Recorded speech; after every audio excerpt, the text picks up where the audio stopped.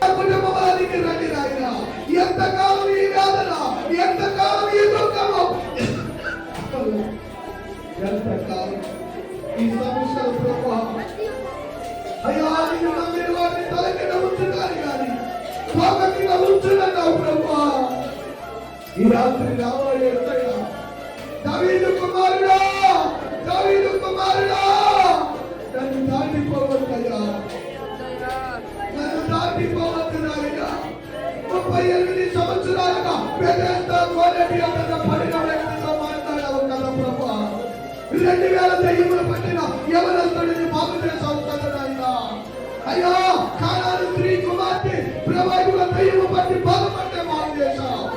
ఈ రాత్రి నా కుమారుడిని, ఈ రాత్రి నా భర్తను, ఈ రాత్రి నా బిడ్డలను, ఈ రాత్రి నా కుటుంబాన్ని నువ్వు బాగు చేయాలి అయ్యా, నువ్వు బాగు చేయాలి. ఏ సాతాను శక్తుల చేతైతే నాకు సంతానం లేదు, ఏ సాతాను శక్తుల చేతైతే అయ్యా నా గర్భఫలం నిలవకుండా అయిపోతుందో, ఏ దుష్టుడైతే నన్ను ఇంత బాధలకు గురిచేశాడో ఈ రాత్రి వాటిని ఇచ్చినది విడిపించవా యేసయ్య అన్నాడు. 7 దయ్యములు పట్టిన మందలేని మరియు బాగు చేశావు.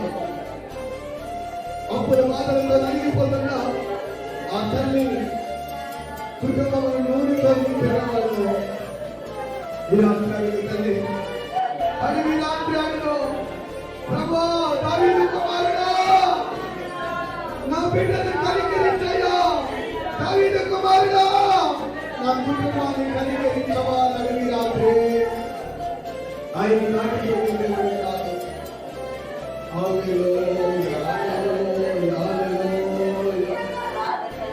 అడిగి రాత్రి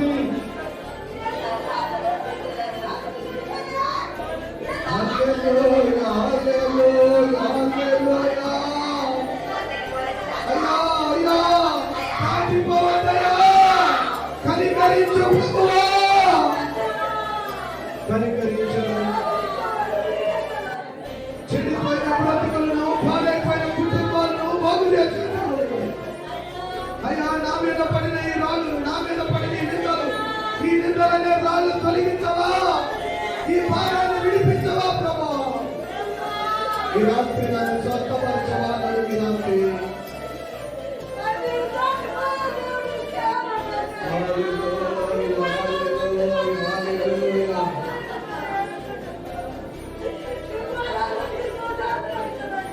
అవునయ్యా, అవునయ్యా, సమస్త కీడును, సమస్త శోధన విడిపించు.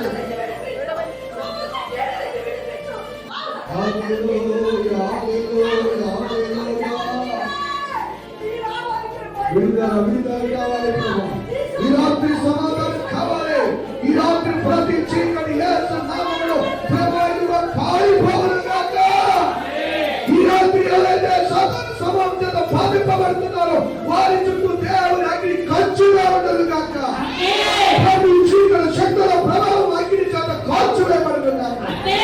కొంతకాలంగా పీడిస్తున్న దురాత్మల శక్తుల ఫలము కాలిపోవును గాక. ఈ రాత్రి నుంచి గొప్ప విడుదల కలుగును గాక. ఇంతకాలం ఏ కీడు దర్శనాలు చూశారో వారు దేవుడు మేలైన దర్శనములను చూస్తున్నారు గాక.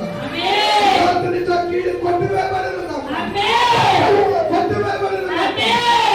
నుండి పిలిచిన దేవుడు ప్రతి కుటుంబాన్ని విడిపించును గాక.